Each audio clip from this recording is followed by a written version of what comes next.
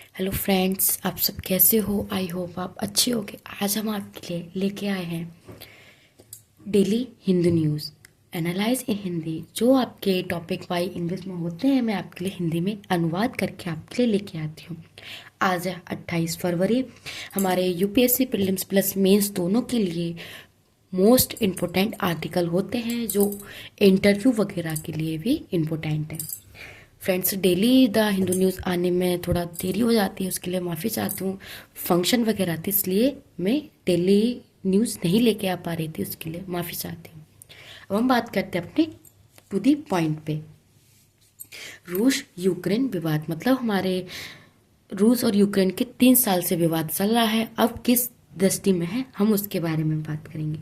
रूस और यूक्रेन के बीच समझौते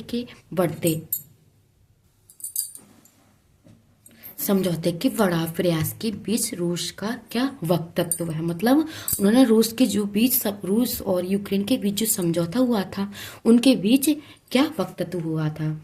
ऐतिहासिक तौर पर कब्जाए गए यूक्रेन के क्षेत्र को वापस करने से इनकार कर दिया है। मतलब जो ऐतिहासिक तौर पर जो पहले जमीन थी वो कब्जा कर ली थी यूक्रेन ने, उसे उसने वापस देने के लिए मना कर दिया है। और 2014 में एक संक्षिप्त युद्ध के बाद क्रियाओं पर कब्जा किया गया था। मतलब दोनों ने उनको जो कब्जा किया गया था, दोनों तरफ से रूस और यूक्रेन ने दोनों ने कब्जा किया था, वो जमीन अभी वापस नहीं की है। 2022 में तोनास्क, लुशांक, जोरो जोरोजिया और सर्वेंश पर कब्जा किया था। मतलब इन 4 से 5 जगह हैं, इन पर कब्जा किया था, जो अभी दोनों आपस में देने को मना कर रहे हैं। फ्रेंड्स, आप ल्यूसेंट में अब मतलब एक ल्यूसेंट बुक होती है आपके पास, वो ज़रूर होनी चाहिए मैपिंग द्वारा, ताकि आप देख सके मैप में कहाँ पे हमारा रूस और यूक्रेन के ये देश देखने को मिलेंगे। इन पर अभी अपूर्ण रूप से कब्जा, मतलब इन पर पूर्ण रूप से कब्जा कायम नहीं किया गया है। इन क्षेत्रों ने रूस हमेशा के लिए अपना मान लिया है। मतलब जो रूस है उसने इन 4 क्षेत्रों को अपना मान लिया है। यूक्रेन ने भी रूस के कुर्क क्षेत्र में काफी भूभाग पर कब्जा किया है। जेलोनेस्की ने भूभाग के आदान प्रदान के बदलाव बात कही थी, जिसे रूस ने ठुकरा दिया था। मतलब जो यूक्रेन है, उन्होंने कहा था कि जो हमारे हिस्से हैं, राज्य के हिस्से हैं, हमें दीजिए, तुम्हारे हैं तुम लीजिए, लेकिन वो रूस ने देने के लिए मना कर दिया।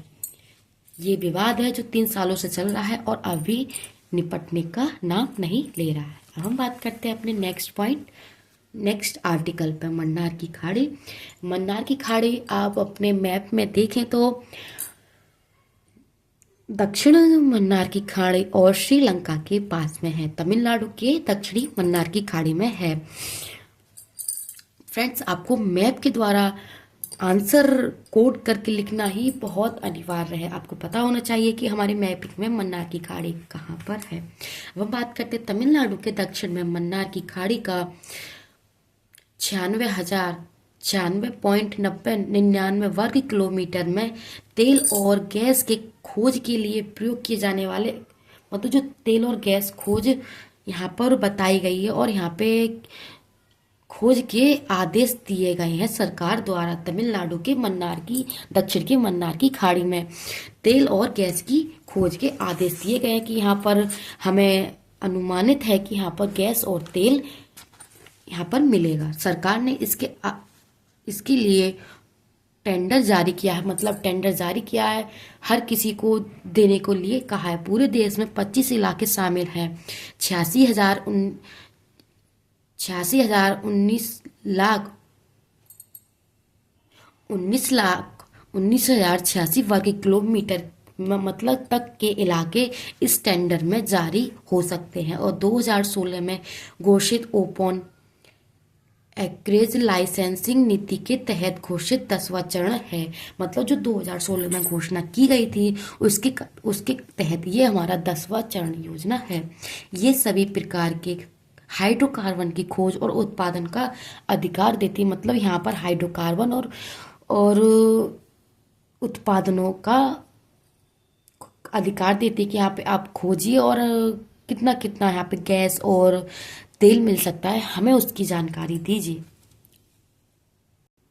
अब हम बात करते हैं मन्नार की खाड़ी का बायोस्फीयर रिजर्व है, जो वहाँ पर रिजर्व है और उनके दुर्लभ जंतुओं का केंद्र, मतलब जहाँ पर जो मन्नार की खाड़ी है, यहाँ पर तेल और खनिज का जो टेंडर दिया गया है, वहाँ पर एक बायो रिजर्व है जो जंतुओं का केंद्र है। यहाँ पर मानव बस्ती पास में रहते हैं, जो उन्हें पर्यावरण की समस्या देखने को मिलेगी। ऐसे में इसके OALP में शामिल किए जाने वाले पर संक्षिप्त पर्यावरण पर सवाल उठ रहे हैं, मतलब कि यहाँ पर जो रहने वाले आसपास के पड़ोसी हैं उन पर सवाल उठ रहे हैं कि हमारे पर्यावरण और जीव जंतुओं पर असर पड़ेगा। अब हम बात करते हैं सेवी अध्यक्ष। सेवी अध्यक्ष क्या है? जैसे कि राजसुवा सचिव तुन्हेकांत पांडे सेवी ने एक अध्यक्ष चुने हैं। कैबिनेट की नियुक्ति समिति ने उनकी नियुक्ति की है, जो 3 वर्ष का कार्यकाल है। ये पहले तमिलनाडु के IAS ऑफिसर रह चुके हैं। माधवीपुर बैच की जगह लगे, जिनका कार्यकाल विवाद से घिरा हुआ है, मतलब उन्होंने विवाद काफ़ी इकट्ठा कर लिया, उनके केस हैं काफ़ी, और इस वजह से उन्हें हटाने की बजाय अब हम तुन्हेकांत पांडे को सेवी का अध्यक्ष बनाएंगे। 1998 में सरकारी आदेश से बनाया गया था और 1992 में संसद ने कानून पास करके विधायक दर्जा दिया है। सेवी अध्यक्ष के रूप में इनको चुना है। अब हम बात करते हैं GST और गिरफ्तारी।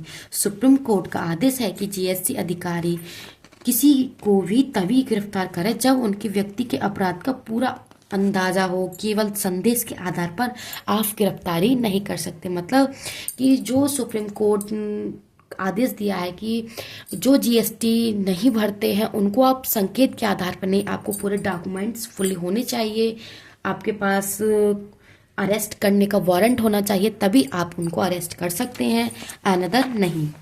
और पुलिस संदेह के आधार पर वारंट के बिना गिरफ्तार कर सकती है, लेकिन पुलिस कर सकती है, लेकिन ED और GST के अधिकारी किसी को भी अरेस्ट नहीं कर सकते। और पुलिस भी करती है तो उनके पास वारंट होना अनिवार्य है। इनकी गिरफ्तारी के लिए अधिक तथ्य जुड़ने चाहिए, मतलब आपके पास ये होना चाहिए कि आपने किस वजह से उन्हें गिरफ्तार किया है। नेक्स्ट पॉइंट, बेच ने कहा है कि देश भर में सैकड़ों लोगों को GST अधिकारियों ने गिरफ्तार किया है। ये रिपोर्ट देखने को मिली है कि जो GST नहीं भरते हैं उनको अधिकतर गिरफ्तार कर लिया गया है।